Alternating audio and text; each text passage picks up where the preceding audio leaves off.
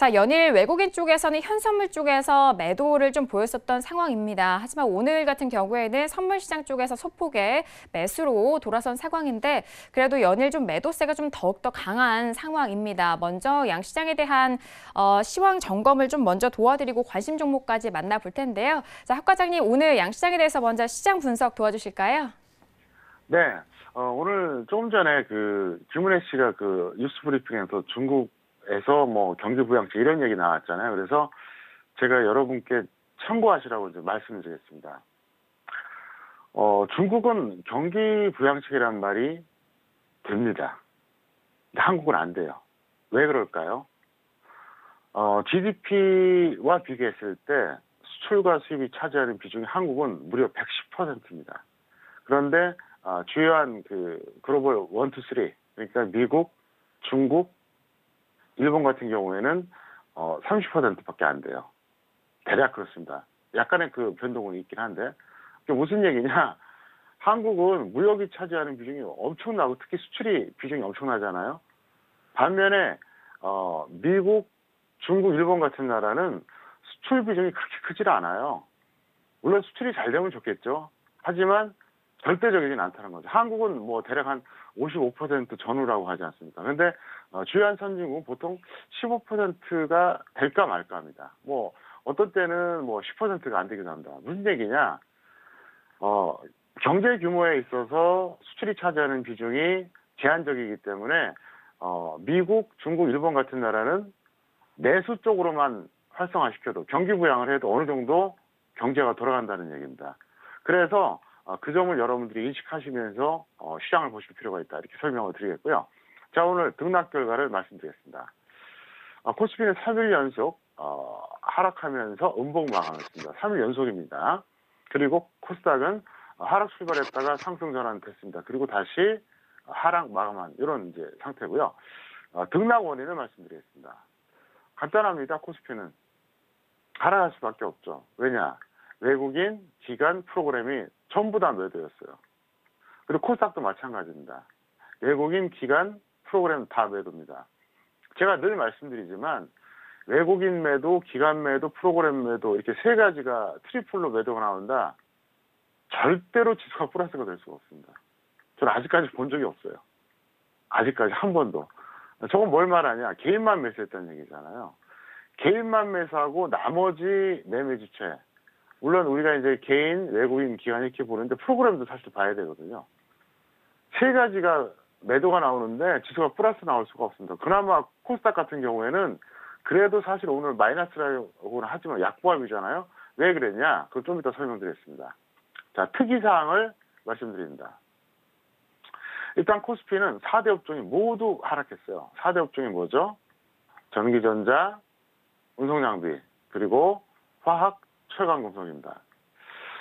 보통 이제 우리가 뭐 화학이라든가 철강금속 같은 경우에는 뭐 소재 산업이라고 하는데 요즘은 꼭 그렇지도 않아요. 완제품인 경우도 많습니다. 어쨌든 그게 원래 1, 2, 3, 4예요. 네, 다 하락했고요. 근데 코스닥은 어땠냐? 제약, 바이오 대형주가 상승세였습니다. 자, 그러면 차트 보시겠습니다. 먼저 코스피예요. 코스피 보시면 오늘까지 연속으로 3일 연속 하락 음봉 마감했죠. 이번에 코스닥 보겠습니다. 코스닥 같은 경우에는 오늘 하락 출발을 했다가 다시 상승했어요. 그러니까 출발은 여기 하락이죠. 상승했다가 결국은 약보합 마감했습니다. 그런데 오늘 주목할 것이 뭐냐면 제가 좀 전에 등락 원인 말씀드렸잖아요. 외국인 기관 프로그램이 모두 매도다. 사실 오늘 코스피가 같은 경우에는 외국인 기관 프로그램이 모두 매도기 때문에 이런 결과가 아주 당연한 겁니다. 오늘 하락 음봉 나온 이 결과는 당연한 거예요. 여러분 보이시죠? 자, 그런데 지금 코스닥 보겠습니다. 코스닥은 오늘 어쨌든 그래도 양봉이에요. 네, 소폭 하락했지만 사실 엄청난 거죠. 네, 엄청난 겁니다. 왜 그러냐? 오늘 제약업종과 시가총액 상위 종목 중에서 범바이오 관련주들 있잖아요. 이것들이 워낙 강했어요. 그래서 이렇게 된 겁니다. 만약에 오늘 코스닥이 플러스로 끝났으면 정말 웃길 뻔했어요. 네, 아주 웃길 뻔했습니다. 왜 그러냐면 외국인 기관 프로그램 매도인데 플러스 나온다는 게 사실 말이 안 되거든요. 그만큼 오늘 코스닥 시장은 어떻게 됐다? 약간 비정상이라고 봐야죠. 일반적으로 외국인 기관 프로그램 매도가 나오면 지수가 플러스 나올 수가 없는데 오늘 까딱하면 플러스 나올 뻔했거든요. 왜냐?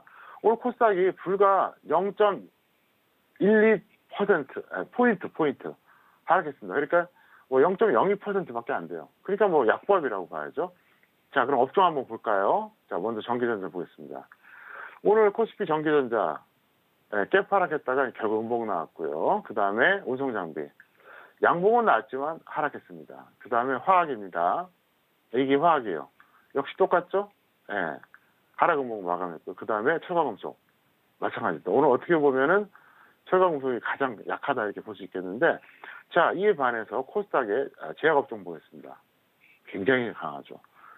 이 제약업종이 강한 덕분에 오늘 코스닥이 그나마 덜 빠진 거예요. 그래서 이제 시황을 볼 때 이렇게 보시면 됩니다. 코스피는 그냥 그동안 보던 방식으로 보면 되고요. 코스닥은 다 필요 없어요. 첫 번째 제약업종. 두 번째 시가총액 상위 종목 중에서 바이오 관련주. 이것만 보시면 된다는 얘기죠. 그래서 다시 한번 보겠습니다. 자, 보세요. 먼저 코스피. 코스피 같은 경우에는 현재 뭐 흘러내리고 있는데 뭐 제가 어제도 말씀드렸다시피 단기 조정은 확실합니다. 다만 이게 이제 반등 고점을 기록한 것이냐, 이건 좀 더 미지수인데 제가 이제 막판에 말씀드리겠고요. 간단합니다. 2월 25일이죠. 이날 고점이 만약에 이게 계속 간다면 단기 고점이고 만약에 계속 밀린다면 반등 고점인 거죠. 완전히 개념이 다른 거잖아요. 단기 고점은 다시 그 고점을 돌파한다는 전제 하에 우리가 단기 고점이라고 그러잖아요. 근데 반등 고점은 무슨 얘기냐? 그게 이제 반등에서 이제 한계라는 얘기죠. 계속 빠진다는 얘기예요. 그래서 현재 이제 논란이 되는 게 과연 2월 25일 고점이 단기 고점으로 작용할 것이냐. 자, 이러면 어떻게 되죠? 언젠가는 2월 25일을 다시 뚫어준다는 얘기고 반대로 반등 고점으로 작용할 것이냐. 그러면 계속 밀린다는 얘기잖아요. 그래서 어쨌든 코스피는 이제 그렇게 보시겠고요. 코스닥 잠깐 다시 볼까요? 코스닥은 지금 여기서 이제 제가 설명을 드리면 여기 있습니다. 이게 코스닥인데 코스닥 지금 지수는 참 묘합니다. 왜냐하면 지난주 금요일 날 장대 연봉 나왔잖아요. 그리고 이번 주 월화는 어쨌든 양봉 나왔어요. 21선 지켜주고 있고요. 과연 코스피가 진짜인지 코스닥이 진짜인지 이거는 아마도 내일 모레 이틀 정도 더 지켜보면 맞을 것 같습니다. 알 것 같아요. 왜 그러냐면 지금 누가 보더라도 확연히 다르잖아요. 네, 코스피와 코스닥하고 좀 다릅니다. 최근에 특히 이번 주 월화 이틀 동안 다릅니다. 그래서 내일이나 모레 정도에서도 만약에 코스닥은 뭐 더 안 가더라도 코스피가 반등이 나온다. 이러면 코스피 쪽이 다시 회복해 주는 거고요. 반대로 코스피는 약간 빠져도 코스닥이 한번 쏟아진다. 그러면 코스피가 정상이었다는 얘기죠. 그래서 일단 그런 식으로 해석하시고요. 제가 내일장 전망 코너에서 사항을 보면서 좀 더 다양하게 심도 있게 전달해 드리겠습니다.